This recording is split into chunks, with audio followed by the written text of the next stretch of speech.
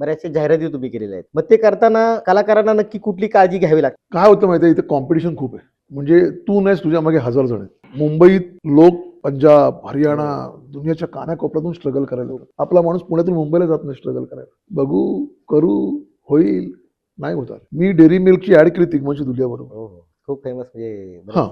200 जणांनी ऑडिशन दिली होती, त्यातून त्यांनी मला सिलेक्ट केलं. हे मला नंतर कळलं. बरं, माझ्या नशिबाने मी सगळ्या माध्यमातून काम केलं, म्हणजे पथनाट्यापासून ते ऍड पर्यंत. आणि मी तोंडाला वाटेल ती रक्कम सांगतो. म्हणजे तुला घ्यायचं तर घे, तर घेऊ नकोस. प्रोडक्शन हाऊस किंवा ते पाहून सगळं डिपेंड्स. तुम्हाला माझी ऑडिशन आवडले ना, म्हणजे माझ्यामध्ये काहीतरी असेल ना रे.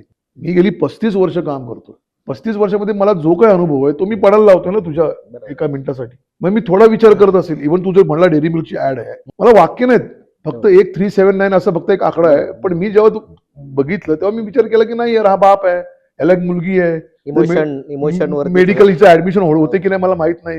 झाली तर तिचंही लाईफ चांगलं जाईल, माझंही लाईफ खरं होईल. मी एक साधा सिक्युरिटी गार्ड. हे सगळे थॉट घेऊन बॅकग्राऊंडला बॅक ऑफ द माइंड ठेवून मी ती भूमिका मला करावी लागते. पण कसं होतं, प्रत्येक गोष्ट तुम्हाला दिग्दर्शक नाही सांगत. दिग्दर्शक तुम्हाला फक्त 50% सांगतो. मग तुम्ही प्रोफेशनल ऍक्टर कुठले ना, तुम्हाला तुमचंच करायचं. टोन वेगळा घ्यायचा असेल, मग कॅरेक्टर वेगळा असेल तर गोष्ट वेगळी असेल.